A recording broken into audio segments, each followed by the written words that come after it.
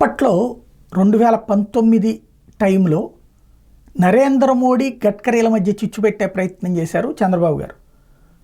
మేము నరేంద్ర మోడీని అంగీకరించాం, నరేంద్ర మోడీ వ్యవహార శైలి నచ్చలేదు, అతన్ని ఎక్కడికి పంపించాలి అక్కడికి పంపిస్తాం, అదే సందర్భంలో ఎన్డీఏ అధికారంలోకి వచ్చేటట్టయితే అంటే ఫుల్ ప్లెడ్జ్డ్ మెజారిటీ వస్తే గడ్కరీని ప్రధానమంత్రిని చెయ్యాలంటాం అంటూ చెప్పుకొచ్చారు. ఆ తర్వాత భారతీయ జనతా పార్టీ వాళ్ళు విమర్శించి గడ్కరీ కూడా నాకు సంబంధం లేదు అన్న తర్వాతన ఆయన్ని ఆ తర్వాత ఐఎన్డీఏ కూటమి లేదా అప్పుడు యూపీఏ కూటమి కాంగ్రెస్ పార్టీకి మద్దతు ఇచ్చారు. వాళ్ళతో కలిసి యూపీఏతో కలిసి చేశారు. సరే, తర్వాత మళ్ళీ ఎన్డీఏ వైపుకి వచ్చారు. ఇప్పుడు ఎన్నికలు జరిగినాయి. ఇప్పుడు అదే మంత్రాన్ని కేజ్రీవాల్ పఠిస్తున్నారు. ఏంటది? ఈ దఫా గడ్కరీ కాకుండా అమిత్ షా వర్సెస్ నరేంద్ర మోడీ చేసే ప్రయత్నం చేస్తున్నారు.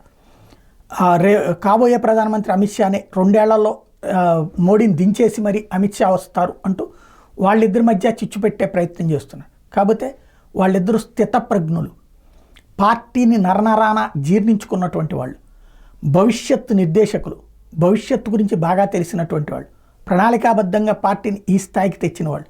అటల్ బిహారీ వాజ్పేయిలోని లోపాలు ఏవైతే పాపం మానవత్వంతో మంచితనంతో ఆయన పోగొట్టుకున్నటువంటిది కఠినంగా ఉండి కంట్రోల్ చేయడం ఎట్లా అన్నటువంటిది వీళ్ళు నిరూపించారు. మనం ఎదుటి వాళ్ళల్లో ఉన్నటువంటి ప్లస్ పాయింట్స్ కాదు, మైనస్ పాయింట్స్ నుంచి కూడా పాఠాలు నేర్చుకోవాలన్నటువంటి చూపించినటువంటి వాళ్ళు, తద్వారా మారినటువంటి వాళ్ళు. వాళ్ళిద్దరిని ఎంత చిచ్చు పెట్టాలనుకున్నా చిచ్చు రేగదన్నటువంటిది కేజ్రీవాల్కి అర్థం కావట్లా.